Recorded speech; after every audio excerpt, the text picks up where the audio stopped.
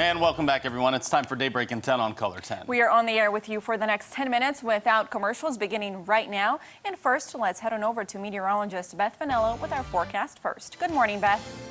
Jen, good morning, everyone. We are starting off this morning cold with temperatures in the 40s, 45 degrees in Springfield. We're 15 to almost 30 degrees colder in some places than we were at this time yesterday. 54 in Branson, 50 in Monette, 46 in Rolla, and 41 in Mountain Grove. As you head out the door, you are going to need your jackets with temperatures in the 40s and in the 50s. By this afternoon, a whole lot of sunshine and warmer conditions, temperatures in the 70s. By lunchtime, shooting for a high of about 80 here in Springfield, giving it the grade of an A+, warm with a whole lot of sunshine. Today also has an elevated fire danger. We do have some conditions today that will be a little bit windy, 5 to 15 miles per hour, dry air. We've got dry grounds as well. Something just to keep an eye on, maybe limit outdoor burning today. Then overnight tonight, we'll have temperatures in the 50s. Tomorrow, temperatures in the middle 80s. Tomorrow, elevated fire danger continues with wind gusts anywhere between 30 and 40 miles per hour for Wednesday afternoon. So warm and sunny today with those fire dangers today and tomorrow. We have several fronts that are going to come through that could bring possibly some rain chances by Monday. Regardless, we are going to ride the temperature roller coaster for this week into the weekend and into the beginning of next week. We'll be in the 80s today and tomorrow, in the 60s Thursday and Friday. More mild with temperatures in the 70s with more sunshine for your weekend plans. New for you this morning, a St. Louis school says it's doubling in enrollment numbers due to its unique teaching model this year. Nigel McDonald is live in studio today to explain what's happening on campus there. Nigel. Yeah, Joe, well, good morning. The Academy of St. Louis offers kindergarten through 12th grade education. It's in person and it specializes in serving children with learning challenges, like 6th grader who you see here, Parker Mossman, who has a special way of calming down. Mossman often calms down outside under supervision by throwing reusable water balloons against a wall. Now, Terry O'Daniel co-founded the Academy of St. Louis 17 years ago. O'Daniel says she wanted something better for students with disabilities. She says a lot of their students also experience anxiety, which can make it difficult for them to sit in a classroom all day. The school specializes in small class sizes of 6 to 8 students in each class and offers a transition program for its high school students. Once a student starts high school, we start working with them in a very, very organized, precise manner. And we ask them, what would you like to do when you graduate? I'm hoping to become either a firefighter, paramedic, or 911 dispatcher. Well, Daniel says her school's transition program has led to 85% of the Academy's high school graduates gaining either part-time or full-time employment. Naja, thank you. Moving on to some local news now. A local property management group is cracking down on its dog owners for not picking up after their pets. TLC Properties is starting a new program at Watermill Park Apartments and Scenic Station where they plan to match the dog's DNA to the waste left behind. The program is called Poo Prints. They are now swabbing canine residents for DNA to make sure their owners pick up their waste. The Pre-Prints is really a program that we implemented to help keep just quality of life up and help keep, things like health hazards and just unsightly problems of things that, dogs leave behind them. If a dog does leave waste behind them, we can attach that to the owner. TLC says if pet waste is found on the property and linked back to a pet owner, that person is fined $100 and charged a lease violation. Kelly Green's Apartments is also currently participating in this same program. Making some news around America for you, the search for a missing woman in Zion National Park is continuing. Holly Cordier was last seen October 6th hiking in the park. Since then, search crews have gone through the area using helicopters, but because of the terrain, officials say they have focused more on ground searches for it.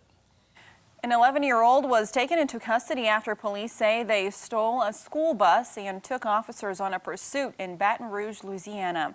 The joyride ended when the bus hit a gas line and crashed into a tree. Officers surrounded the bus and took the young driver into custody. The crash did not appear to cause any major damage and there were no reported injuries. The child was booked into the juvenile detention center on multiple charges, including theft of a motor vehicle and aggravated assault.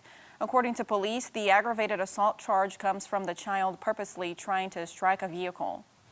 Johnson & Johnson is pausing its vaccine trial as the company says one of its volunteers was diagnosed with a, quote, unexplained illness. The vaccine is currently in phase 3. However, this is the second phase 3 vaccine trial to be paused in this country. AstraZeneca had to do the same last month because of a neurological complication that had happened to a volunteer there. Looking at news from around the world, numerous cities in the United Kingdom are back on lockdown after Prime Minister Boris Johnson's 3-tier lockdown plan. The plan places cities in levels based on the severity of their infection rate. Cities like Liverpool, where transmission is rising rapidly, are listed as very high. The other tiers in the plan are high and medium. The majority of England is in the medium level, where restrictions include banning groups of more than 6 people, and pubs and restaurants must close at 10 p.m. A city at the high level can't have residents mixing with other households unless they're outside. One person has been killed and 2 more injured in a building collapse at Curtin University in Australia. The accident happened at a construction site on the campus there. Images showed glass panels from a roof section of the building collapsed. 2 of the injured men were in their 20s. They were listed as having multiple injuries. Around the Ozarks, State Auditor Nicole Galloway will be visiting a few spots across southwest Missouri today as she continues campaigning to be Missouri's next governor. Galloway will be stopping by Mother's Brewery in Springfield, then heading to a meet and greet in Buffalo, followed by a meet and greet in Osage Beach. Ozarks Food Harvest will be receiving a large amount of food later today thanks to 2 companies. McDonald's and Tyson Foods are donating 67,000 pounds to OFH.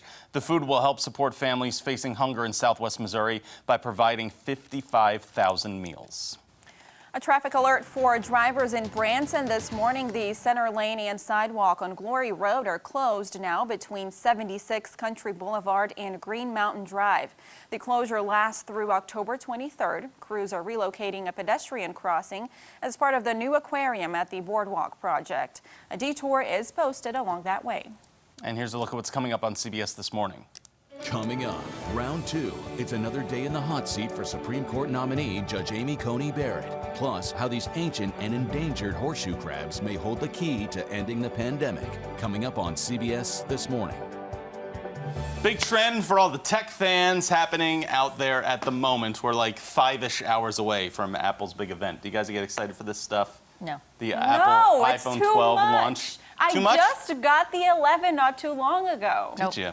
I'm always behind. Okay. And I had a 7 for the longest time. If you at home enjoy it, this is what's trending right now. You asked. Despite what these 2 are saying. I did ask. Yeah, I did ask. I brought it on myself. Just there. being honest, you know. I know. I get it. Also, what's big, though, as far as trending goes, is Prime Day. That's kicking off today, too. Ooh, now that I'm interested in. And there we go. I'm we got interested in that. Okay. We're also interested in the 80s that are visiting us today. Yeah, another summer-like day today and tomorrow if you just want one last taste of summer, and then more fall-like conditions for the fall lovers for the end of this week and into the weekend. All right, everyone. Thank you so much for starting off your Tuesday morning with us here on Daybreak. Have a good day.